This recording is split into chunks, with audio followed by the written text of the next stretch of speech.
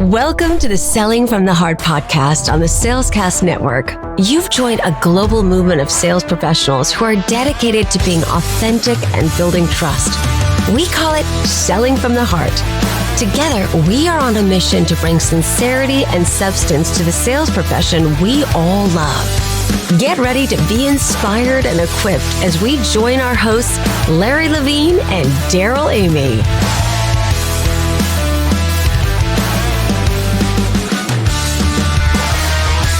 Hey there, everyone. This is Larry. I want to take a moment to express my heartfelt gratitude for the incredible support you've shown since Selling in a Post-Trust World book launched earlier in August. Thanks to you, Selling in a Post-Trust World is making waves and helping sales professionals everywhere build authentic relationships. If you haven't grabbed your copy yet, head over to barnesandnoble.com and order yours today. And here's a special thank you.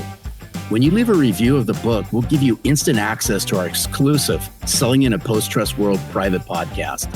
This 12-episode series dives deeper into each chapter, offering actionable insights to elevate your sales game. Don't miss out. Order your copy, leave a review, and unlock exclusive content designed to help you sell from the heart. For more details, go to sellinginaposttrustworld.com. Thank you. Thank you for being part of this movement. Together, we're transforming the world of sales, one authentic relationship at a time. Hello, and welcome back to the Selling from the Heart podcast. Your co-host, Darrell Amy, here today with Larry Levine. What's going on, Larry? What isn't going on? Great seeing you, Darrell. We're in for a treat today. Time just is flying by. So much great stuff happening here at Selling from the Heart. Well, I can guarantee our listeners one thing. We're going to have a lot of clarity today. We've got Ann Latham in the studio. This is going to be an amazing conversation. And as we're here, we're right in the beginning of Q4. There's so much motion going on. And Larry, I just want to say to everybody out there that's listening in, first of all, we're cheering you on as we finish this year out strong. It's important that we stay focused, that we stay fired up, that we stay passionate and connected with our hearts. And our commitment to you here as we round out this year is that we want to help you finish strong. And we're so grateful that you're here with us on the Selling from the Heart podcast. You know, absolutely. I just, before we get started with Ann, I just have to give a special shout out to somebody who's an avid listener, watches the show on a regular basis. TJ Davidson, I really appreciate you. It's been great getting to know you. Thank you for waving the flag around Selling from the Heart. We appreciate you. Yeah, TJ, thank you. And thank you to everybody who's sharing this podcast. And this movement of authenticity in the sales profession is fantastic. And by the way, if you're new to Selling from the Heart, welcome. You have joined a growing community of sales professionals that are dedicated to being genuine, being authentic, building trust. We call it Selling from the Heart. Well, we're in for a treat today because we have Ann Latham in the studio.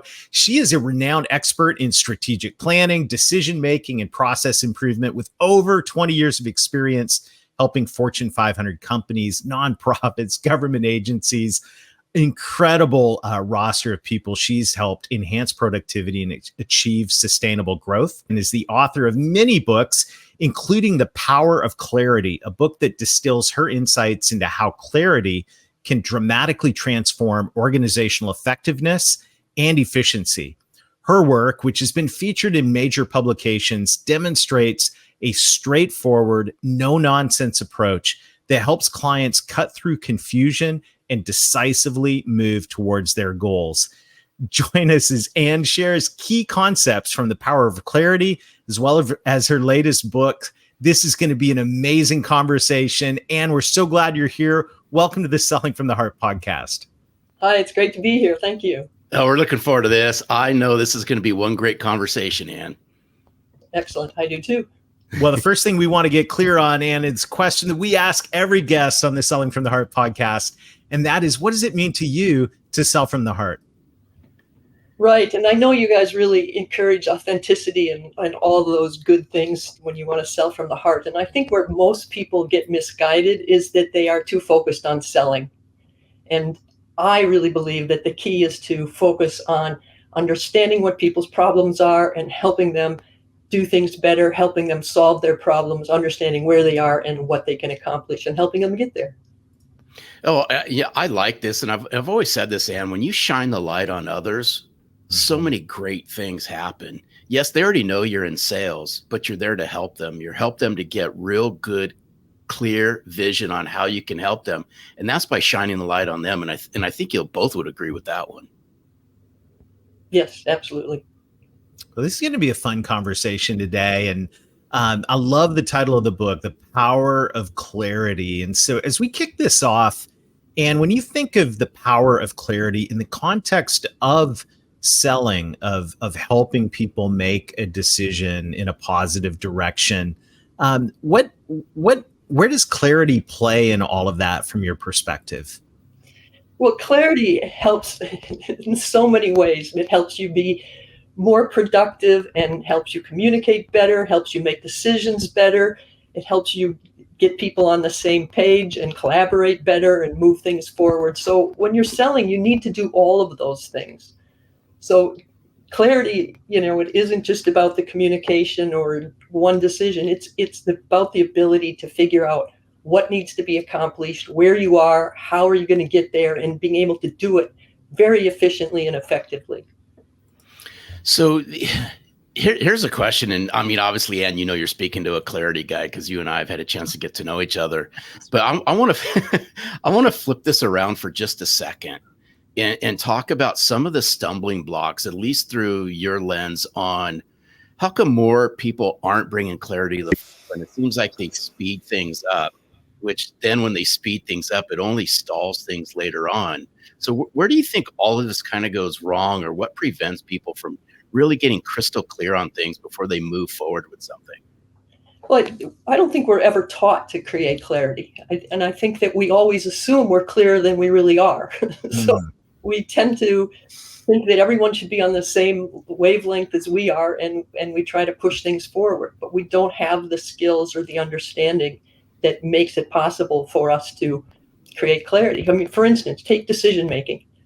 Decision making is probably the most common and important thing that we do on a regular basis, all day long.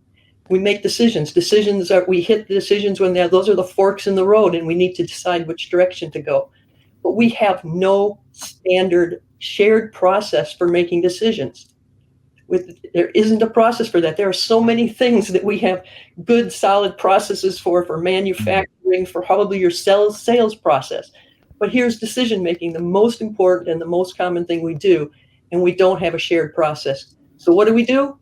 We either send out a whole host of emails that go back and forth, or we get in a room and we talk and talk and talk and hope something comes out of it that is good and we all agree on. And how often does that really happen?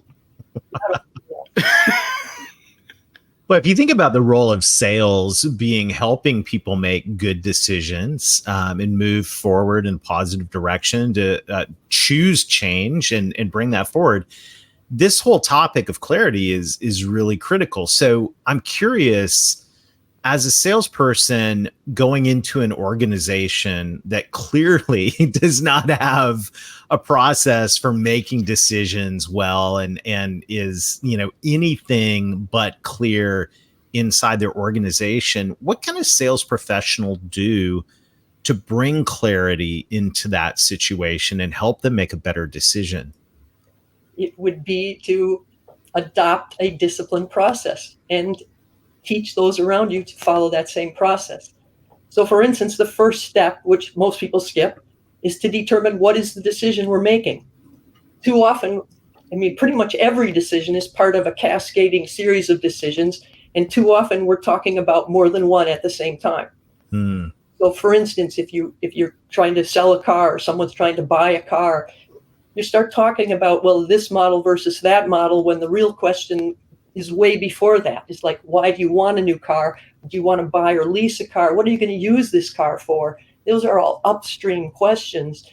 And those decisions need to be made first before you can start debating, a specific model.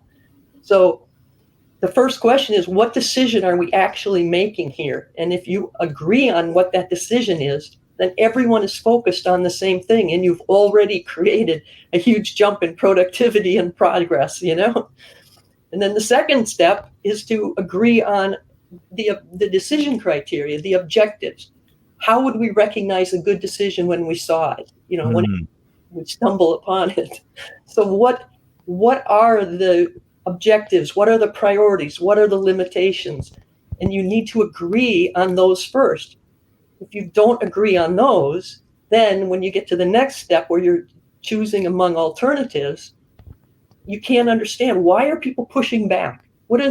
Why are people uncomfortable? What's going on here? And it's usually because you didn't reach agreement on what the criteria are for making that decision.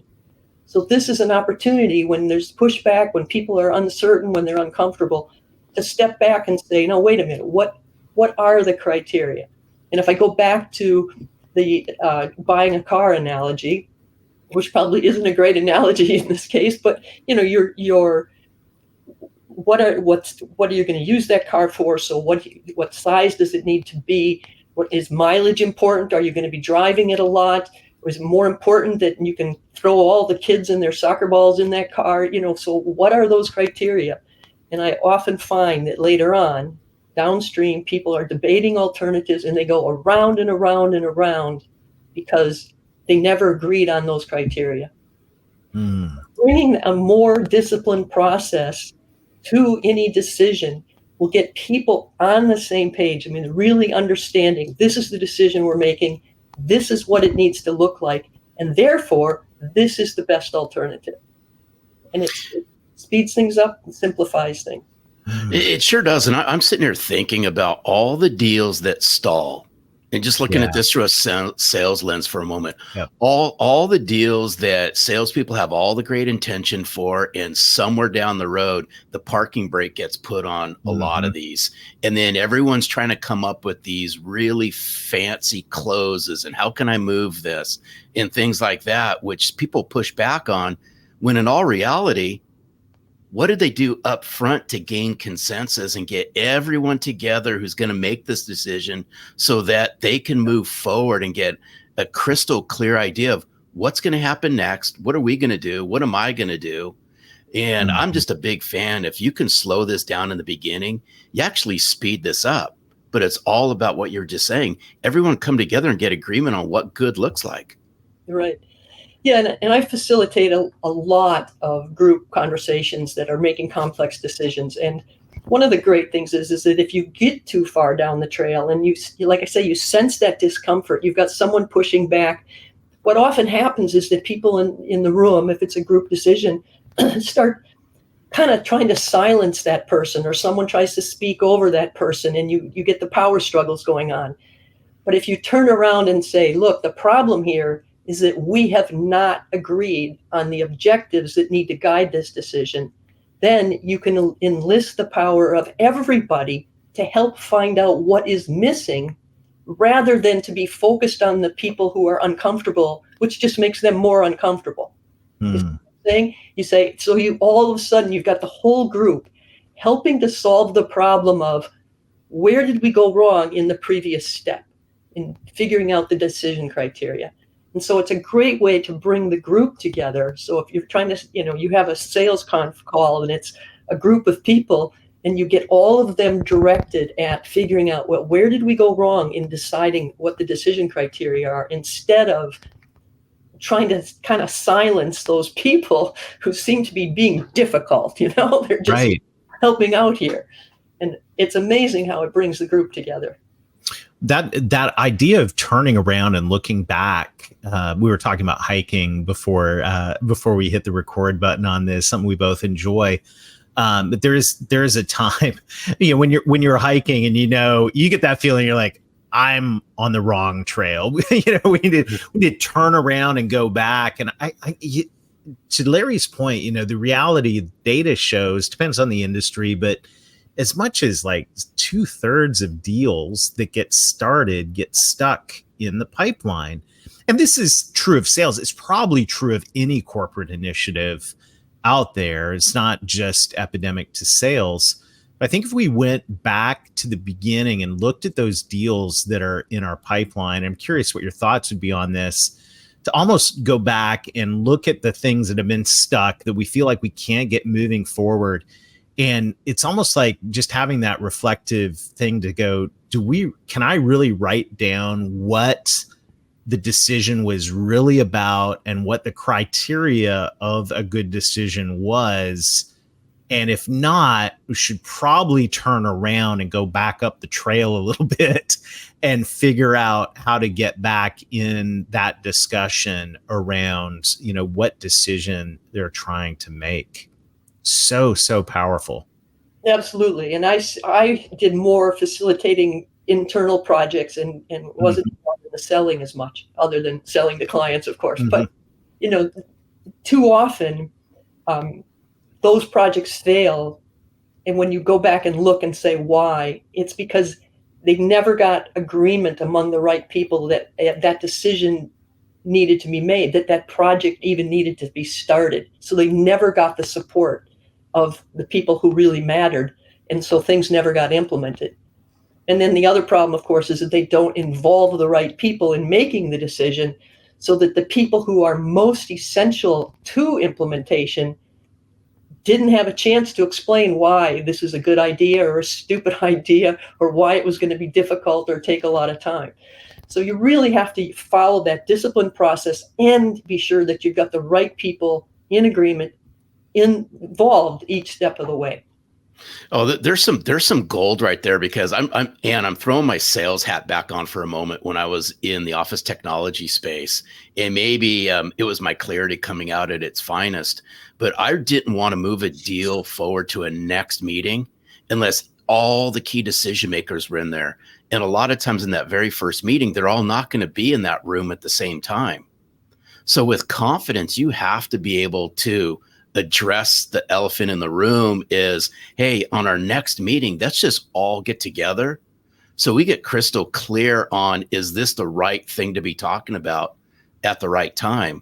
But all too often, it's that one person's in there, we feel like we got some agreement, so then we just bypass all these things, get to the next step, and before you know it, 6 other people have come in, and you go, who are these people? But I think it's having the confidence to just put the parking brake on and address the elephant in the room, is let's get everyone together. And all too often, most people fail to do that.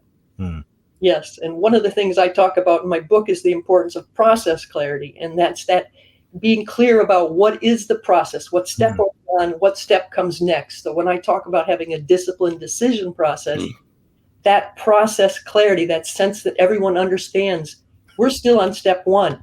Do we really want to make this decision? Are we even going down this path? What is this decision? That clarity helps ensure you get the right people into the room for that step.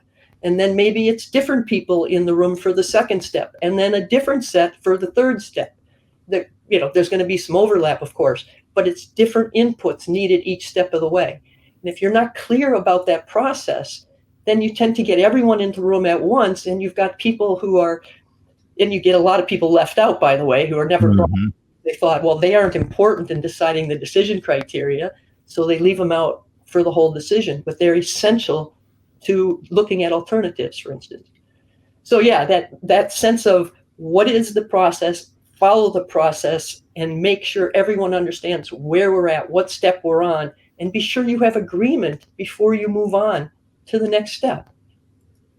It's so funny because I'm just thinking back over the years to being a sales professional myself, and also talking with sales people, and they want to know, what's your decision-making process? Like, this is a question that's asked all the time.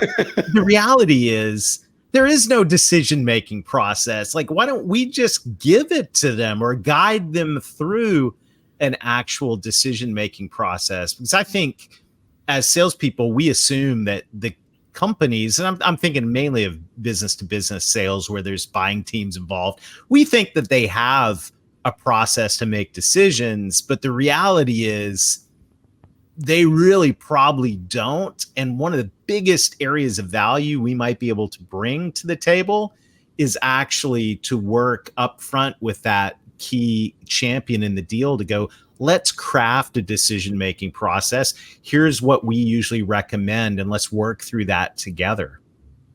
Yes. Yeah, that would be a good idea. I know. You're like, well, duh. And here, this is the reality of the sales profession is I think we really even though, and I'm just having this moment here, Ann, so forgive me, but even though our entire role is to lead people to a positive decision, the reality is I think we underestimate as sales professionals the level of sophistication most of our clients have in their organization to having a decision-making process. So actually coaching them through, here's the process, here's what we recommend. Let's talk about who should be involved and what the objectives would be at each stage. And by the way, the next stage is to determine success criteria.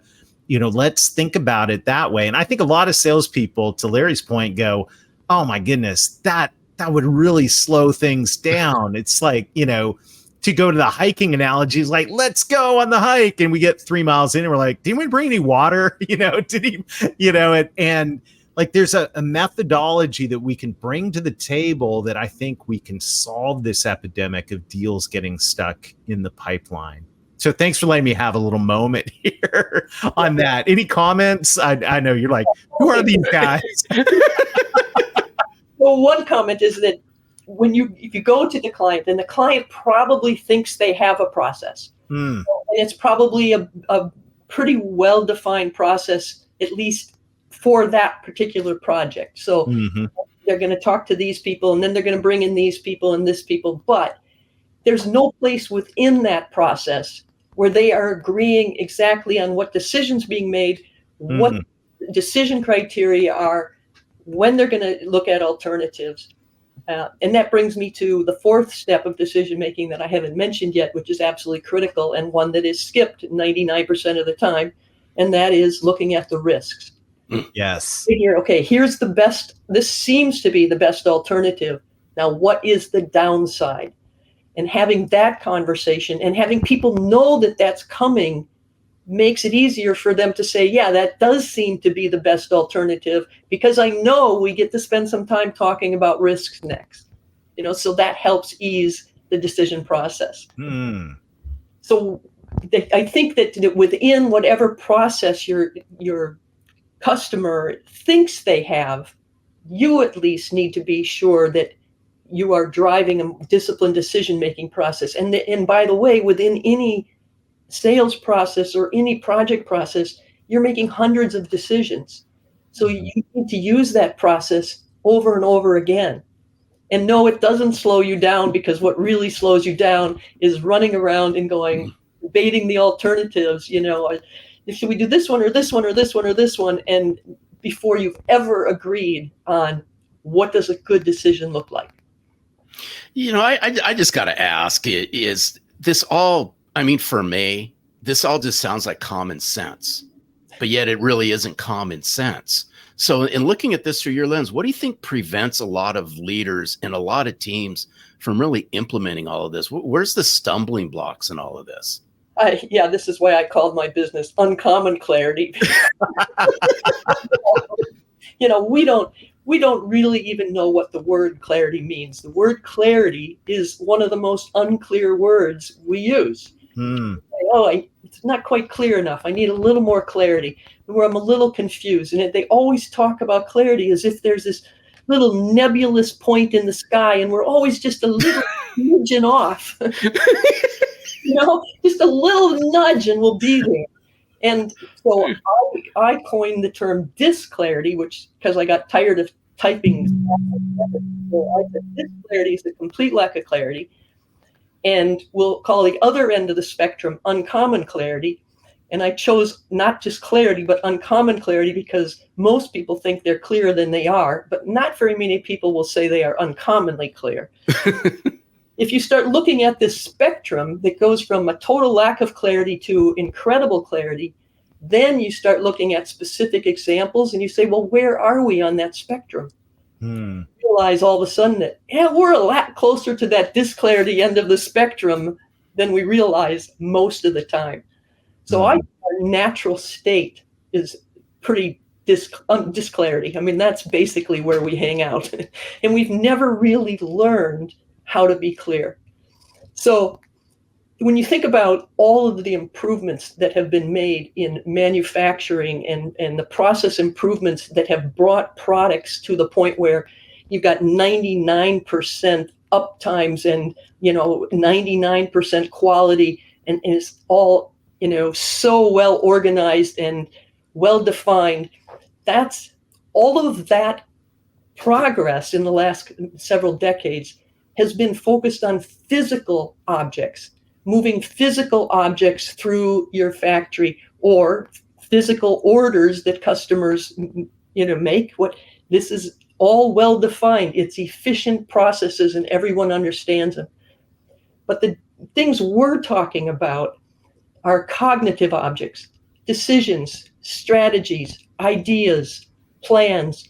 These are cognitive objects. They aren't physical objects following well-defined physical processes through your organization.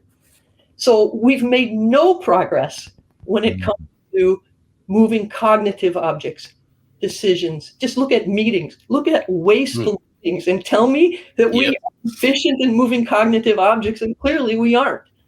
So my focus, my book is all about how to identify those cognitive objects and move them forward. Decisions is just one of those, but it makes everything, because you create this specificity and the process clarity and the focus you need to move everything forward with the same kind of efficiency and effectiveness as the production line full of physical objects.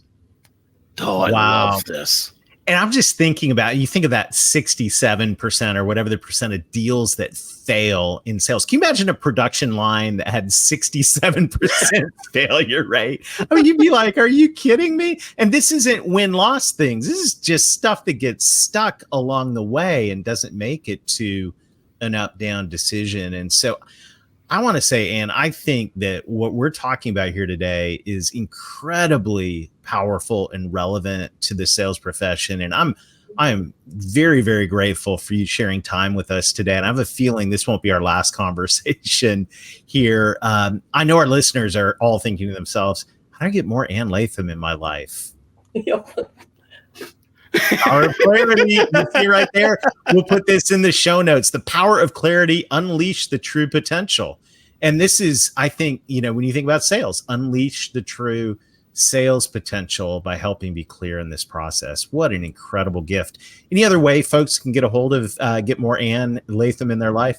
Yeah, if you go to annlatham.com, you'll find a lot of information about me, links to my book, The Power of Clarity, which is really, I crammed everything I knew about how to create clarity in that. Then I have other books like The Disconnect Principle that takes the difficulty out of difficult conversations. That was a topic that I couldn't quite squeeze into the other book, so it had to be a book of its own. I've got another book called The Clarity Papers, and Uncommon Meetings is the fourth one, and that will show you how to have short, powerful meetings that create that clarity and get results in much less time. Wow. Oh, hey, Ann, thank you so much for hanging out with us today. We really appreciate it. Well, thank you. It's been a pleasure. Amazing. What an incredible conversation. So many aha moments there. I think we've tapped into something that we all need to take a deeper dive into. And I want to encourage everybody to go grab Ann's book and let's make this a topic of conversation, because the whole role of sales is to guide people along that decision-making process. And we're bringers of clarity. Unfortunately, I don't know that we always do a great job at that. And the better we can get at bringing clarity, the more successful we're going to be in our roles.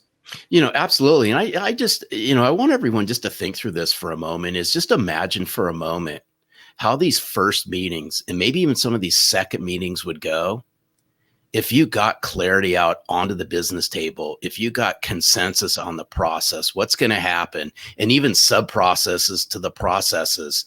And all of a sudden, these people are going to view you in a completely different light. By the way, you're probably going to have to pick them up off the floor because they haven't experienced some of this before. But it's all about slowing things down in the very beginning to actually speed things up through the whole entire process.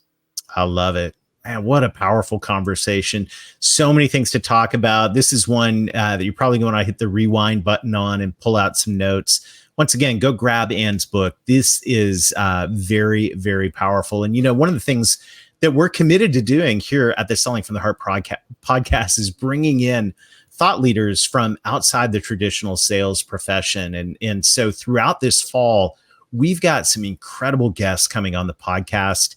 And you're going to really, really love it. So what our ask to you is this: make sure to like and subscribe if you're new here, and share this podcast. Would you do us a favor of sharing this podcast, maybe on your LinkedIn profile? Share it on social media, because we're building a movement of authenticity and trust right here in this sales profession we all love. And we want as many people on this bus as possible.